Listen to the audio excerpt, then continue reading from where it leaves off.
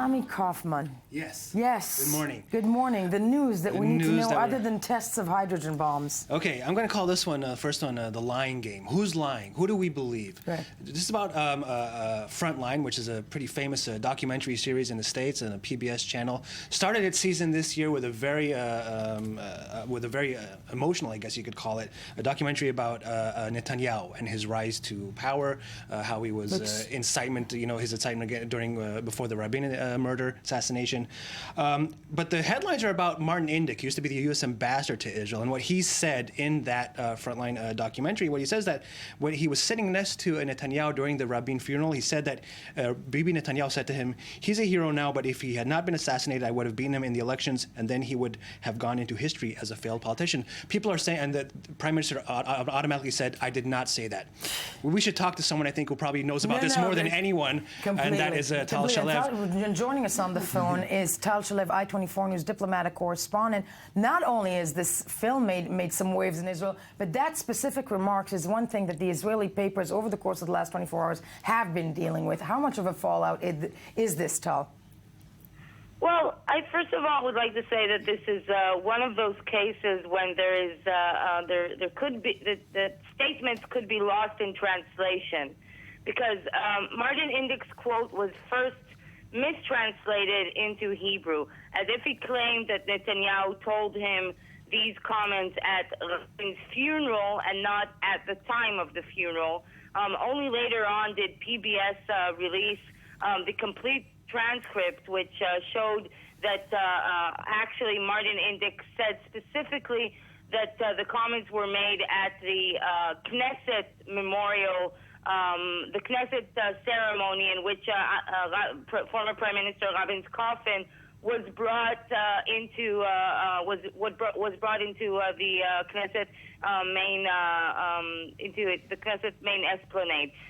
So what happened was that a picture circulated on Israeli social media and on Israeli media showing that Netanyahu did not sit next to Indyk, actually strengthening Netanyahu's claim, showing that Netanyahu did not sit next to Indyk during the funeral. But then a few hours later, Indyk had to issue a clarification in which he didn't backtrack and said that the conversation did take place at the Knesset.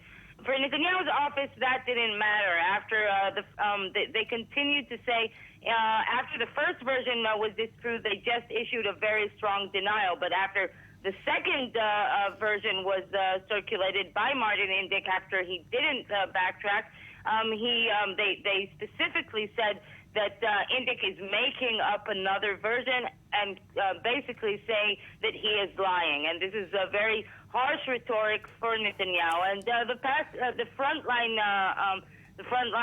did bring up some scars of the past and Netanyahu's connection to the atmosphere before the Rabin assassination and his rise to power following the assassination are very thorny issues for Netanyahu. He would rather have them forgotten than not have someone say on the record the comments as Martin Indyk did make during the Frontline film. From themselves, especially in an American documentary on PBS. Tal Shalev joining us from Tel Aviv. I want to thank you for being with us this morning. Yes, Ami. We are going to the rift between Iran and Saudi Arabia now, a very huge diplomatic crisis which just seems to be getting worse day by day. Mohammad Javad Zarif, the foreign minister of Iran, said yesterday that he said that the Saudis should stop adding fuel to fire. We have a report about the latest developments. Check it out. Let's take a look.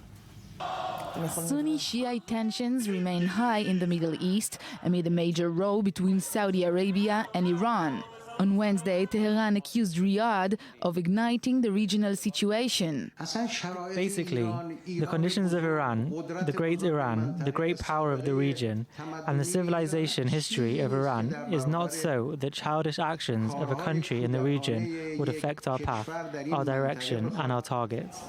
The feud is creating a ripple effect across the globe, including in Washington, where the world's superpower seems torn between a traditional ally and what it hopes will become a new one in the wake of the nuclear deal signed in July. We're urging all sides to show some restraint and to not further inflame tensions that are on quite vivid display in the region. After Saudi Arabia executed last weekend senior Shia cleric Nimer al-Nimer, Iranian protesters ransacked the Saudi embassy in Tehran. This prompted Saudi Arabia to cut diplomatic ties with Iran, a move that has left the U.S. straddling the divide. Your Majesty, welcome, and let me once again reaffirm not only our personal friendship, but the deep and abiding friendship between our two peoples. Our differences are real, and the difficult history between our nations cannot be ignored. But it is possible to change. This deal offers an opportunity to move in a new direction. We should seize it. Sunni Saudi Arabia and Shia Iran are major rivals in the Middle East and back opposing sides in the conflicts in Syria and Yemen. Secretary of State John Kerry, who's promoting a peace plan for Syria, is concerned that the talks are in danger. Obviously, the last thing we'd want to see is for there to be an impact on that or any other significant regional issues by the tensions over the week. Kerry has spoken with high-ranking Saudi and Iranian officials in an attempt to bridge the gap. Otherwise, the U.S. may find itself facing a very tough diplomatic choice. I think nuclear tensions, proxy wars is basically the theme of the day. Definitely, yeah, we're talking about that the whole morning, right? Yeah. Let's see what the pundits are saying in both of these countries. And I, as usual, I like to bring Al Arabiya and Fars because these two media outlets seem to really go at it the best. The best. No stops, no, they're not holding anything and back. Should we say a little bit of an agenda? Yeah, Yes. Let's start with the Saudi-backed Al Arabiya. This is from Khaled Ahmed Al-Habtour, who writes there regularly. He says, Iran is a pariah state and an unfit partner within the community of nations. Iran's lawless character has not changed since the days of the American embassy siege that endured for 444 days during 1979, when authorities stood by as a mob attacked the British embassy in Tehran in 2011. That is Arabiya, Saudi-backed. Saudi-backed Al Arabiya, but I have to say the notion of raising the U.S. hostage situation in the 70s is actually trying to. They're very bad. Is that below the belt? Do you think? It's slightly below the belt, but yes, okay. And but you're gonna like this one a little better, I think, from Fars, the official Iranian news agency, and this is their editorial. And you can see the headline here where they post this picture of a comparison between white ISIS and black ISIS. White ISIS, of course, being the Saudis. Right. Let's see what they say. The Wahhabist Saudis and the Salafist terrorists justify sectarian persecution and bloodshed on the grounds that their victims are not true Muslims. They both slit throats, kill, stone, cut off hands, destroy humanity's common heritage, and despise archaeology, women and non-Muslims, and the money quote, Yael. The only difference is that the Saudis are better dressed and have a lot of petrodollar cash. What a way to end an editorial. No, and I have to say, first, I was about to just jump in and say, I don't think they're negotiating anytime soon. No, it doesn't. I don't think that, and sadly for us here in the Middle East, but it's it's editorials that I think that maybe the New York Times should take a look at, because it doesn't hold anything back. You're right. Exactly, it doesn't hold anything back. Let it out. No, completely. They should be taking a look at it. Sadly, all the time we have that. Thank you, Ami.